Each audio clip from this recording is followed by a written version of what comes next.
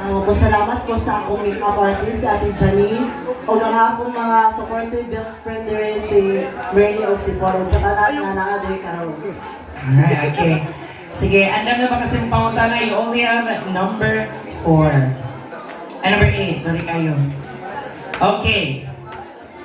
Kung papilion ka, kinsay mas hadlok ikatakbo sa dalan? Ang manananggal or ang maniningil? Again, kung papilion ka, kinsa ang mas hadlok ikatakbo sa dalan? Ang manananggal or maniningil? Kung papiliin ko kung unsa ang pinakahadlok nga matagbuan sa dalan, ang manananggal ba o ang maniningil? Mas hadlok matagbuan ang maniningil. Kaya kung matagbuan ka niya, matunan nga wa kay kwarta, o di, kayaw